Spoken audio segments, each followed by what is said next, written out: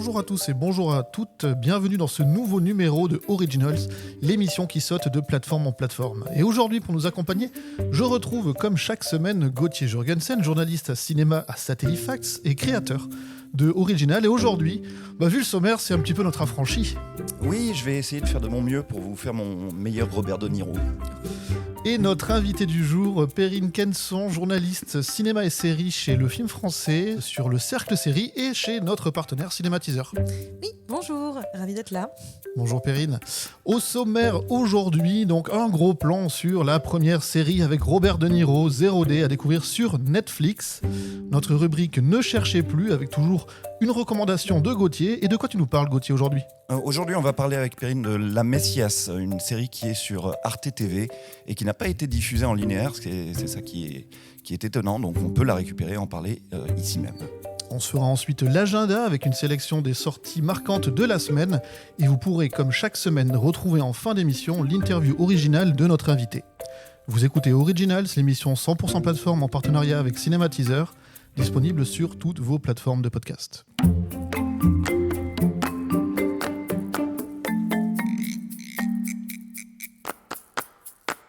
La sortie de la semaine, c'est Zero Day, on l'a dit, à découvrir sur Netflix, une série télévisée américaine qui prend la forme d'un thriller politique réalisé par Leslie Linka Glater d'après un scénario d'Eric Newman, Noah Oppenheim et Michael Schmidt. 3402 personnes ont perdu la vie. Le jour de Zero Day. Une minute de terreur absolue. L'informatique victime d'une prise de contrôle totale. Un nombre de victimes élevé. Tous les téléphones américains ont affiché le même message obsédant. Ceci se reproduira. Melaine, merci d'être venue. Madame la Présidente, alors qu'est-ce qu'on fait ? Le Congrès a autorisé la création d'une commission d'enquête spéciale pour traquer tous ceux qui se sont rendus complices de cette attaque ignoble. Vous allez embarquer des gens dans la rue sans mandat d'arrêt. Non, pour ça, je compte sur vous. Une série événement, puisque c'est la première incursion, on le disait encore une fois, de Robert De Niro dans le monde des séries télé et qu'il n'est quasiment sur tous les plans. Je vous fais rapidement un petit pitch. C'est l'histoire d'un ancien président des États-Unis contraint de sortir de sa retraite et de son cottage pour prendre la tête d'une commission d'enquête après une cyberattaque d'envergure. Alors, on l'a dit, c'est le début de Robert De Niro, mais avant de parler de tout ça, comment vous avez trouvé la série, Perrine ? Comment j'ai trouvé la série ? Eh bien, je l'ai trouvée intrigante, en tout cas intéressante. Bon, déjà, parce qu'on l'a dit, on vient de le répéter, c'est la première fois que Robert De Niro se retrouve dans le monde serial plateforme. En tout cas, c'est hyper... ça, c'est déjà intriguant en soi, c'est un argument marketing en soi. Mais au-delà de ça, c'est parce que le sujet, cette idée d'attaque d'envergure, cyberattaque d'envergure, fait rentrer la série dans quelque chose d'ultra contemporain. Donc ça, pour moi, déjà, c'est déjà quelque chose qui est très attirant. Donc, pour ça, j'ai trouvé ça intéressant. Gauthier, de ton côté, premier avis large ? Moi, je me suis rendu compte en regardant les 6 épisodes que compose cette série, que Robert De Niro, pour moi, c'est un peu comme David Lynch, c'est-à-dire qu'il est tellement incontournable, c'est tellement une icône que j'ai l'impression qu'il va jamais mourir, alors que c'est un petit peu le propos quand même de cette série, c'est de nous montrer que il vieillit énormément et maintenant il a l'âge de jouer même le rôle d'un ancien président encore très populaire, puisque c'est lui qu'on nomme à la tête de cette commission d'enquête qui va essayer de comprendre cette cyberattaque. Et ce qui est très intéressant déjà, le premier point qui est très intéressant dans la série, c'est que cette série questionne sur est-ce que ces anciens présidents, même s'ils sont populaires, est-ce que ces personnes très âgées sont aptes à comprendre quelque chose comme une cyberattaque ? Est-ce qu'on enquête là-dessus comme on enquêterait sur n'importe quoi, sur le 11 septembre, ou est-ce que c'est des attaques d'une nature différente et il faudrait par nature des gens différents et plus jeunes pour les investiguer. Donc c'est déjà une première question que pose la série que je trouve très valable. Alors, parmi les questions, justement, vous avez parlé de Robert De Niro. J'ai parlé de Robert De Niro. Si on devait s'arrêter qu'à lui, déjà, comment vous jugez sa prestation ? Honnêtement, je veux dire, qu'est-ce qu'on attend de Robert De Niro en fait C'est-à-dire, enfin voilà, qu'est-ce qu'on attend de lui en fait, qu'est-ce qu'il a encore à prouver, Robert De Niro? Juste avec sa présence, il remplit l'espace. Alors je ne sais plus, l'a dit au début de ce podcast, c'est qu'il est quasiment de tous les plans. Donc c'est que vraiment la série a bien compris qu'elle avait sa star au cœur. Sa star c'était son casting, et son casting c'était Robert De Niro. Donc il est absolument extraordinaire là-dedans. Et justement d'avoir cette personnalité qui transporte avec lui évidemment tout un imaginaire. On pense évidemment à Taxi Driver, on pense évidemment à Raging Bull. Peu importe votre référence de Robert De Niro, elle y est dans votre tête quand vous regardez la série. Il transporte tout ça avec lui. Donc c'est un personnage qui est à la fois plein de cet imaginaire, mais aussi fatigué. C'est-à-dire on a quelqu'un qui fait son âge, on a quelqu'un qui a l'air un peu perdu par rapport à comme tu l'as dit en fait, Gauthier, perdu par rapport à la thématique, puisque c'est une cyberattaque, c'est quelque chose auquel Robert De Niro, acteur, n'a jamais été vraiment confronté. Là, d'un seul coup, il est confronté pas du tout au réel, il est confronté à quelque chose qui n'est pas palpable.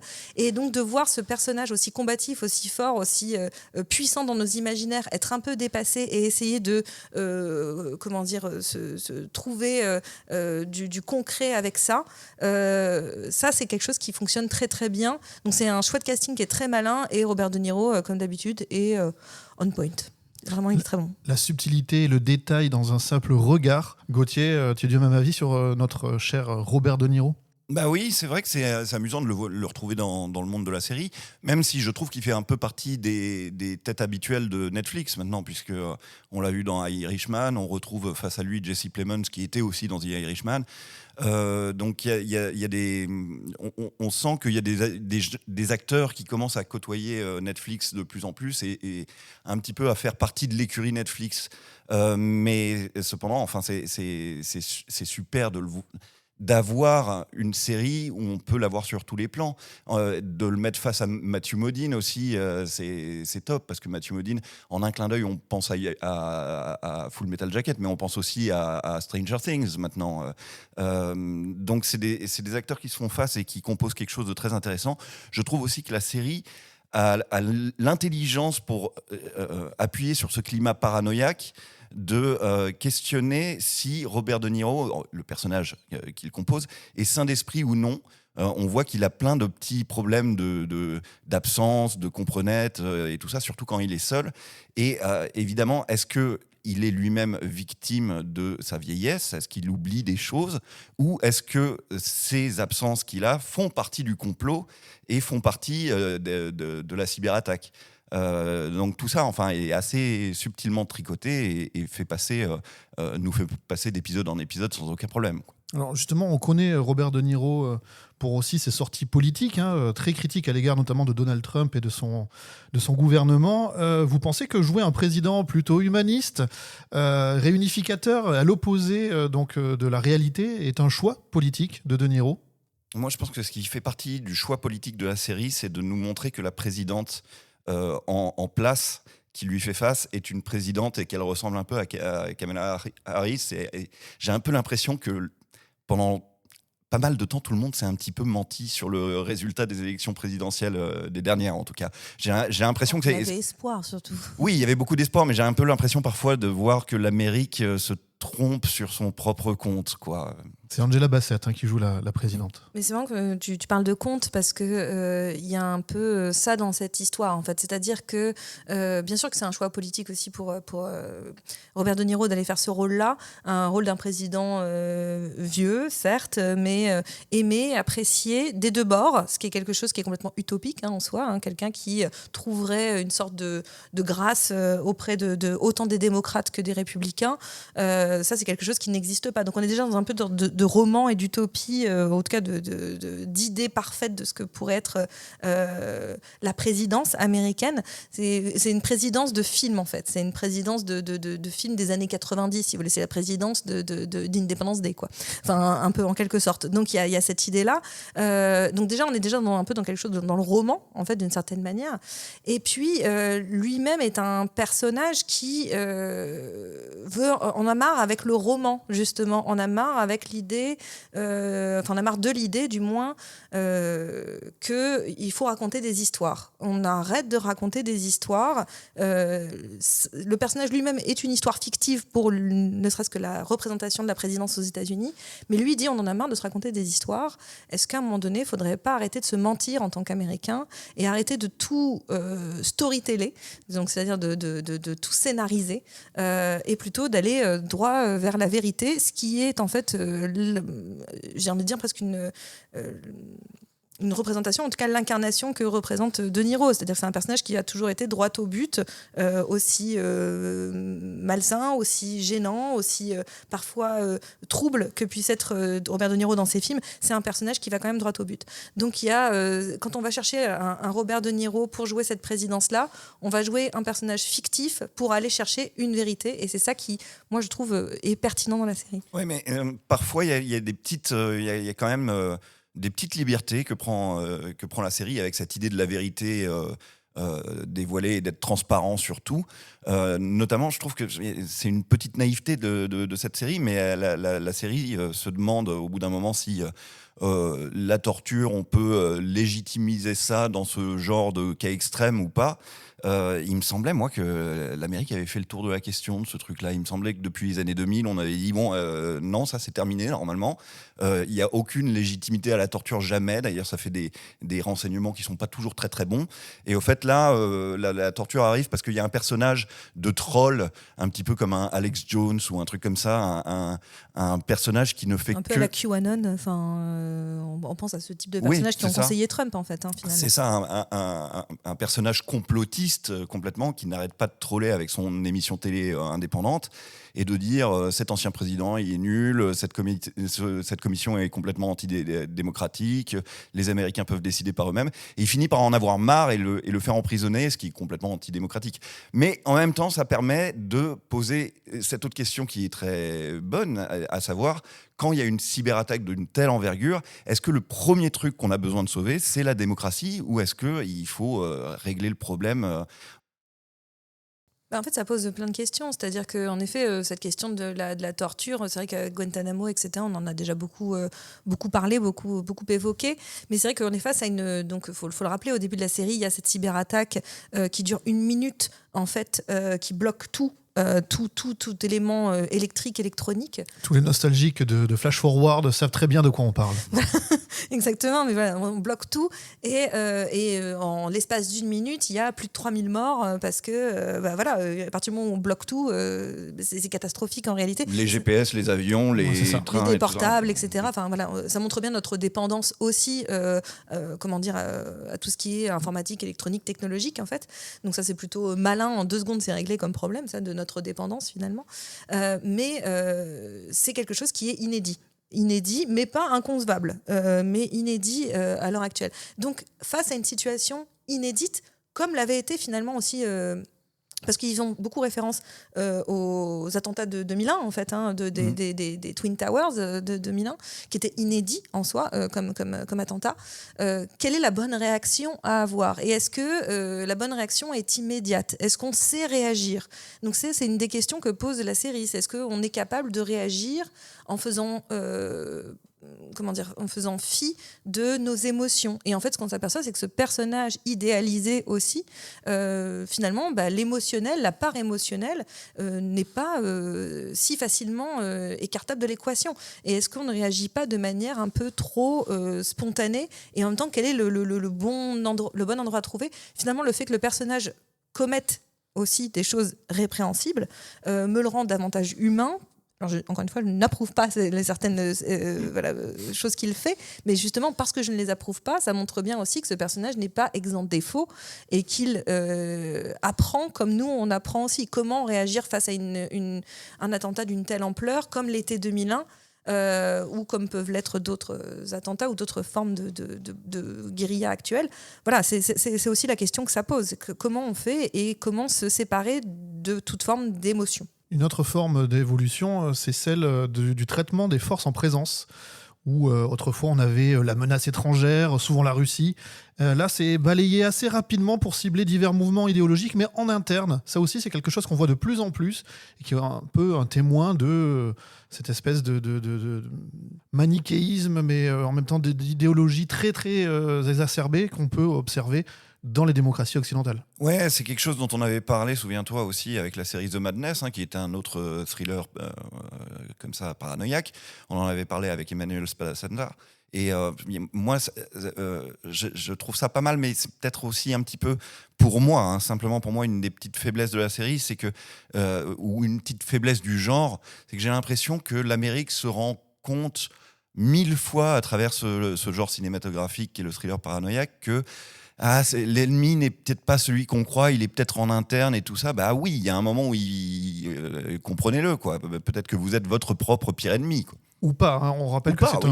un jeu de faux semblants et que beaucoup de pistes sont abordées et que les révélations arrivent plutôt sur les derniers épisodes de la série. Absolument, mais il y a toujours ce passage obligé dans les premiers épisodes de se dire c'est sans doute un coup des Russes et puis de revenir à quelque chose de plus local. Autre question, est-ce que l'intrigue familiale prendrait pas un peu trop le pas parfois sur justement le thriller d'envergure nationale ?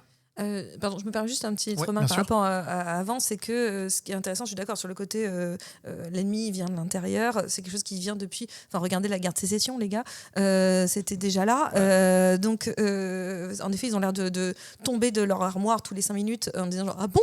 Mais il y a quelque chose qui est intéressant, c'est aussi cette idée que les États-Unis, pour fonctionner, ont besoin d'un ennemi. Peu importe en fait, c'est-à-dire qu'ils viennent de l'extérieur, qu'ils viennent de l'intérieur, c'est qu'en fait c'est un pays qui n'existe que parce qu'il a un antagoniste. Et en tout cas c'est une politique et un pays qui n'existe uniquement parce qu'il y a quelqu'un qui s'oppose à lui, qui vient de l'intérieur ou l'extérieur. Et ça, je trouve que la série le met très très bien en exergue et je trouve ça intéressant. C'est-à-dire qu'un série, c'est un pays qui n'existe pas en tant que tel, qui n'existe que contre. Donc ça, c'est, je trouve, l'un des points les plus forts de la série. Et pour revenir à ta question sur la famille, oui. C'est-à-dire que pour moi, c'est un peu le point négatif, à la fois négatif et positif de la série. Enfin, positif dans le sens où ça vient appuyer la fin sans la révéler, la fin de la série, ça vient appuyer ce message de transparence, ça vient appuyer ce message de être face à la réalité et en tout cas faire preuve de réalisme et arrêter le roman. Donc ça, je trouve que c'est plutôt malin. Mais il y a quand même cette histoire de famille qui est arrivée avec des gros sabots, mal écrits, et je trouve que quand même le personnage de Lizzie Kaplan est pour moi le vrai gros point noir de cette série. Il est excessivement mal conjugué au reste de l'histoire, pas mal interprété parce que la pauvre se défend comme elle peut avec ce qu'elle a, mais littéralement je trouve que c'est une ligne narrative qui a été délaissée juste parce qu'elle devait être utile, mais à aucun moment ils ont décidé d'en faire quelque chose d'un point de vue même narratif ou émotionnel. C'est vraiment le gros point noir de cette série, c'est l'aspect familial. Lizzie Kaplan qui joue donc la fille de Robert De Niro dans la série, et effectivement autour de la fille et du fils de Robert De Niro dans Zero Day, il y a une sorte de trauma familial qui va servir à un moment à justifier plein de subplots de scénarios qui se sont un petit peu perdus et qu'on met là. Oui, ouais, c'est ça, pardon. Et qu'on met là un petit peu pour justifier plein de trucs qu'on a écrits, qu'on ne sait pas très bien résoudre à la toute fin. Donc, ça, oui, pour moi, ça fait partie des trucs qui sont un petit peu dommages aussi, quoi. C'est plus une facilité scénaristique que quelque chose qui est exploré. On conseille à qui ? On conseille à qui ? On conseille évidemment à tous les fans de évidemment, genre, je sais pas moi, 3 jours du Condor ou ce type de long métrage qui sont des thrillers politiques, des thrillers aussi complètement paranoïaques, parce qu'il y a quand même cette idée de parano qui est quand même très très puissante dans la série, notamment à travers le personnage de Robert De Niro. La paranoïa est quand même essentielle à l'histoire. Et d'ailleurs, c'est bien parce qu'à ce niveau-là, ça fait plein de références et ça vient chercher du côté de ce cinéma-là, Lumet et compagnie. Donc moi, je trouve ça vraiment très chouette. Après, juste à conseiller à peu près à n'importe qui voudrait déjà passer un bon moment. voilà, un bon moment avec des bons acteurs, mais aussi voilà, qui s'intéresserait à un moment donné à voir une Amérique qui continue à se poser des questions sur elle-même. Mais moi, la question que je me pose, c'est elle se pose des questions sur elle-même, mais qui les entend, ces questions? Puisque quand on voit malheureusement ce qui s'y passe, on a l'impression que ça tourne à vide, tout ça. Donc je me dis, voilà, j'espère qu'à un moment donné, ça peut être entendu. J'ai un peu la même réponse que toi, mais il faut réserver ça à tous les amoureux du thriller paranoïaque, qu'ils soient des années 70 comme des années 2020, il n'y a pas de problème. Évidemment, recommander ça à toute personne qui aime Robert De Niro, voilà. Et je trouve que c'est quand même une série qui pose des questions tout à fait justifiées sur l'Amérique de nos jours, même si elle les pose, comme je le disais tout à l'heure, un petit peu à côté de la plaque, en se mentant un petit peu sur ce que... C'est un peu une série sur ce que l'Amérique devrait être aujourd'hui et qu'elle n'est malheureusement pas. En revanche, il y a vraiment un point sur lequel j'ai oublié d'appuyer, c'est qu'il y a une sorte de réalisme dans la réaction face à un attentat de cette envergure que je trouve très très juste. C'est vrai que ces commissions d'enquête se mettent en place et qu'au-dessus de ça, on met un comité pour vérifier que la commission d'enquête fait bien son travail et tout ça. La bureaucratie est assez valable dans cette série. Oui, et je te rejoins complètement là-dessus aussi, sur l'effet de sidération. Ouais. C'est-à-dire qu'il y a un effet de sidération au moment où ça arrive, où littéralement, on met en place cette commission en lui donnant tous les droits, littéralement. Elle peut marcher allègrement sur toute forme de déontologie, de droit, d'éthique, enfin tout ce qu'on veut. Et il y a cette commission qui est créée dernière minute par-dessus pour la contrôler l'incontrôlable. Ça, c'est complètement... mais comme cette attaque était incontrôlable, donc en fait, il y a un effet à la fois de sidération et d'urgence. Et je trouve que ce début de série est pour le coup assez réaliste, assez fort et inquiétant aussi, parce que justement réaliste. Ouais, ils découvrent tous comment ils travaillent en temps réel, au fait. Ils n'ont jamais été mis face à ce genre de cas de figure, donc ils doivent s'inventer eux-mêmes. Merci à tous les deux. Je rappelle que Zero Day est disponible depuis hier, 20 février, sur Netflix. Et je vous propose de laisser maintenant les intrigues familiales et les secrets d'État américains pour se plonger dans des intrigues familiales et les drames sociaux, mais espagnols. C'est la chronique Ne cherchez plus de Gauthier. Et aujourd'hui, Gauthier, tu nous parles donc d'une série espagnole disponible sur Arte, je crois. Oui, tout à fait. Elle s'appelle La Messias. C'est une série espagnole complexe qui n'est pas ce qu'on croit qu'elle est. Elle commence comme quelque chose et elle devient vite quelque chose d'autre. On en parle tout de suite.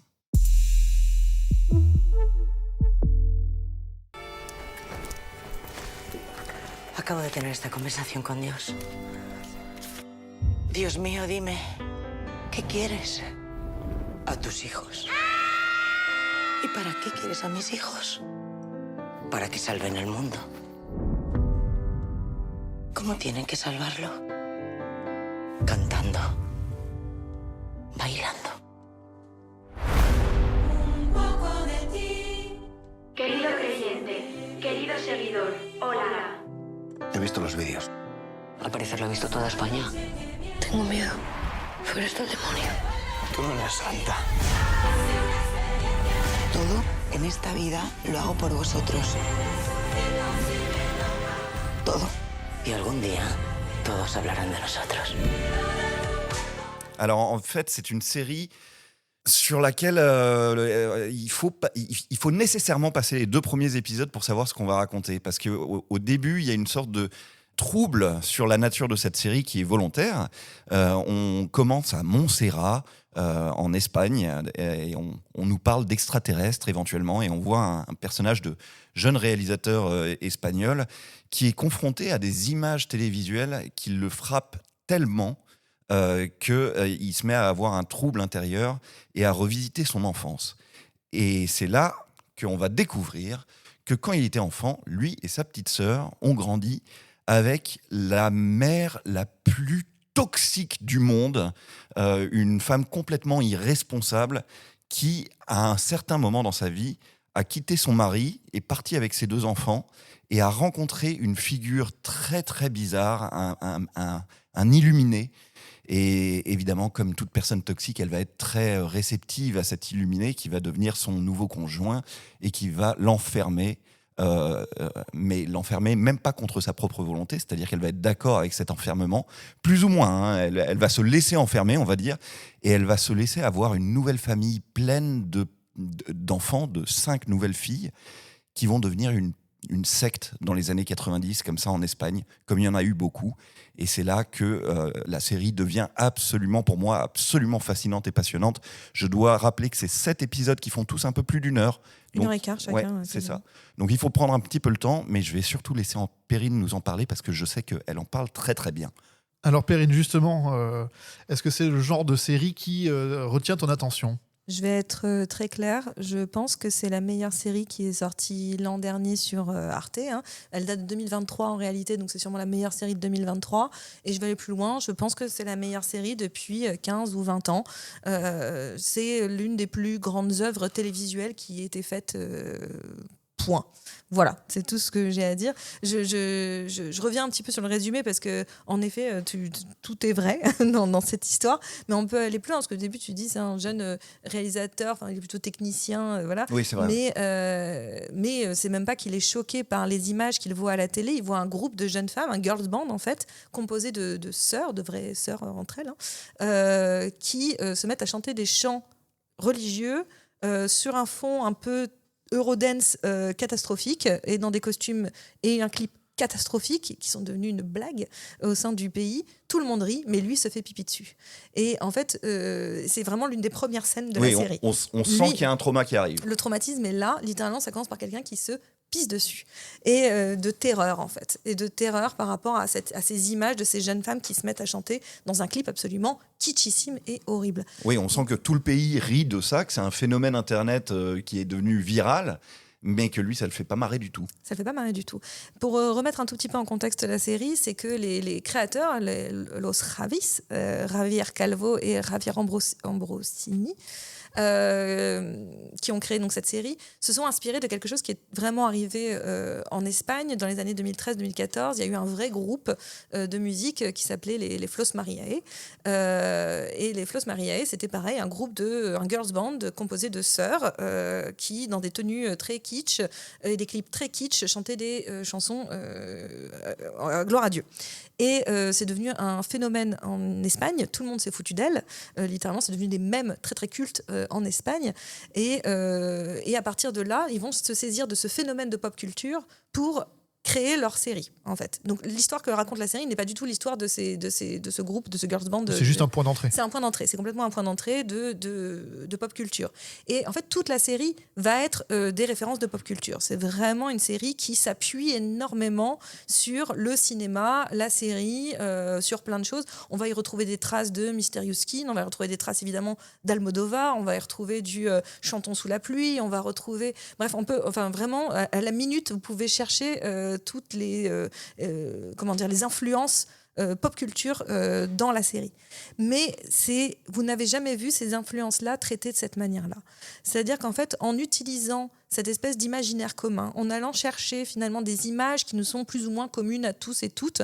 Je ne suis pas espagnole, je ne connaissais pas les Flos Mariae, et pourtant ça me fait écho ce qui se passe dans cette... J'ai pas grandi dans une secte, donc, mais pourtant ça me fait écho tout à fait cette histoire, parce qu'en fait ils vont raconter l'histoire d'un traumatisme. En fait, ce que raconte la série, on parle du traumatisme, c'est un mot qui est presque devenu à la mode, et c'est à tort quand je dis ça, parce que c'est pas à la mode, c'est quelque chose d'assez catastrophique, mais voilà, et on va raconter le mécanisme du traumatisme, c'est-à-dire le fait de vieillir dans un corps dont l'esprit est bloqué dans un autre endroit du temps.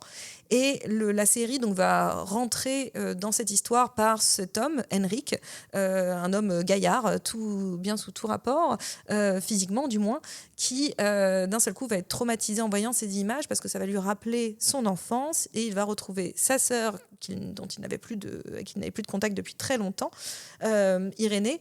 Et à eux deux, ils vont essayer de résoudre ce qui n'a jamais été résolu dans leur vie, c'est-à-dire une enfance particulièrement traumatique avec une mère inconséquente, une mère qui est elle-même traumatisée, qui elle-même a été un souffre-douleur, qui elle-même a subi et qui leur a fait subir. Et à partir de là, on va essayer de reconstruire ce passé et d'essayer d'avancer vers le futur. Mais avant, il faut déjà reconstruire le passé. Et nous, on va assister dans la série à la reconstruction de ce passé. Et ça, j'ai du mal à le dire en mots, tellement c'est l'une des choses les plus extraordinaires que j'ai pas, les plus dures aussi, hein, on va pas se mentir, hein, c'est 7 épisodes d'1h15 chacun qui sont comme 7 longs métrages assez douloureux pour raconter une enfance terriblement traumatisante et violente, et en même temps pas du tout désenchantée. C'est ça qui est assez superbe. En plus, dans la forme, le montage est assez brillant, puisqu'on suit deux temporalités parallèles. On suit Enrique à l'âge adulte, quand il commence à enquêter sur sa propre famille et à recontacter sa sœur, etc. Et puis, on suit la progression à travers les années 80, 90 et il me semble début 2000. Peut-être que ça ne va pas jusque-là, mais voilà, on suit son enfance et puis son émancipation, ce qui permet de s'intéresser au point de vue des 2 premiers enfants de cette femme qui ont connu l'extérieur et qui ont un point de vue sur le monde, qui savent qu'il y a un monde autour de cet enfermement dans cette maison, et aussi le point de vue des nouvelles sœurs qui, elles, ne connaissent absolument pas le monde, ne sont littéralement jamais sorties de chez elles, et là, il y a quelque chose de l'ordre de la caverne de Platon, quoi, si tu veux. Mais complètement. Et c'est vrai qu'il y a quelque chose. Cette série va tout oser. En fait, ce que font Los Ravis, c'est vraiment fou. Déjà formellement, encore une fois, d'aller chercher autant de références, d'aller, ça fourmille d'idées, mais ça fourmille en permanence. Chaque plan, c'est une nouvelle idée. Enfin, ces gens sont complètement fous. C'est absolument incroyable. Mais en plus, au-delà de ça, ils ont une confiance dans le spectateur qui est extraordinaire, puisque on a donc ces 2 personnages, Enrique et Irénée, à l'âge adulte, mais on va les suivre évidemment pendant leur enfance. Donc on va les voir petits, puis adolescents et adultes. Mais c'est pareil pour la mère, la figure de la mère, qu'on va suivre à 3 étapes et 3 âges de sa vie, 3 actrices différentes qui ne se ressemblent pas particulièrement, mais où les réalisateurs nous font totalement confiance sur notre capacité à nous projeter dans cette histoire et à nous projeter sur ces personnages. Je pense que c'est vraiment l'un des trucs les plus intelligents que j'ai vus récemment. Ça s'appelle La Messias, c'est disponible donc sur Arte, et vous l'aurez compris, une recommandation à 4 mains, sans doute l'une des recommandations énoncées avec le plus de ferveur depuis le début de Originals. Tout à fait, je précise que c'est effectivement très long, puisque cet épisode de 1h15, moi j'ai pris le premier épisode en début de journée et j'ai pas lâché avant d'avoir terminé tout. Donc... Ça casse la figure, hein, je vous préviens. Ouais. Merci à tous les 2 pour cette recommandation, et je vous propose d'enchaîner tout de suite avec les sorties de la semaine.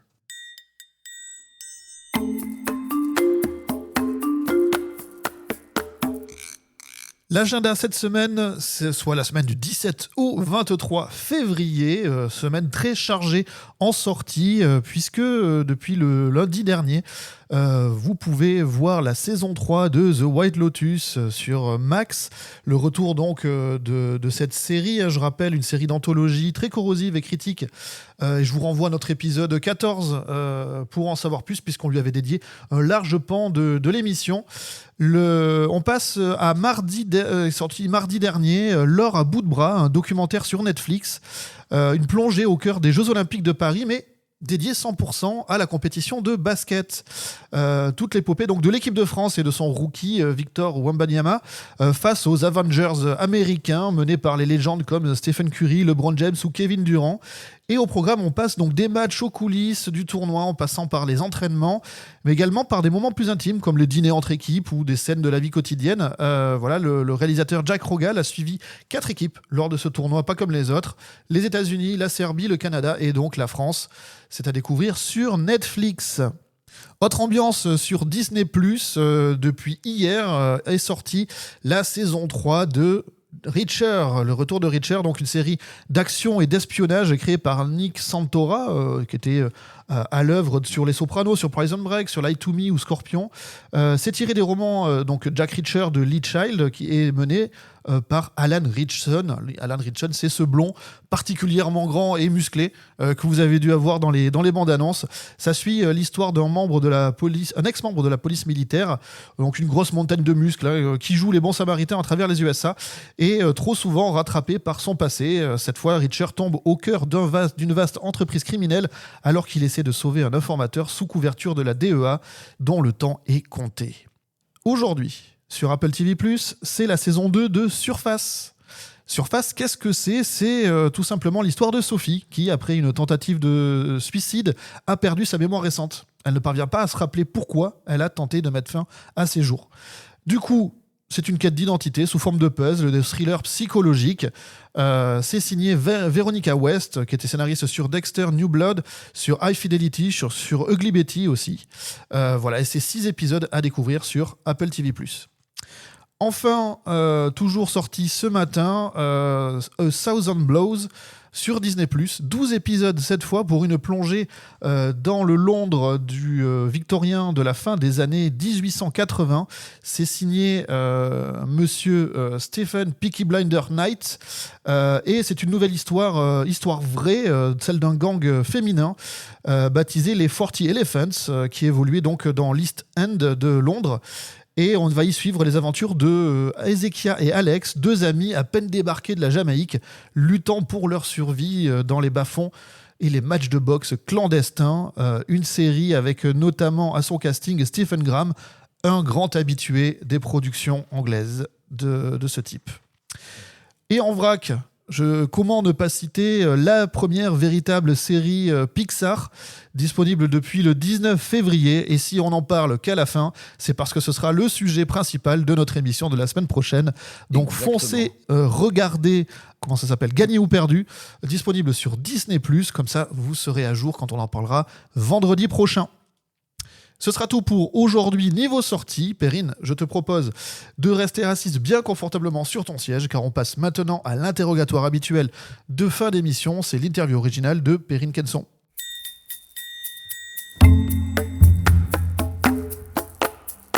Perrine, je te rappelle le concept. 10 questions pour mieux cerner quelle utilisatrice de plateforme tu es.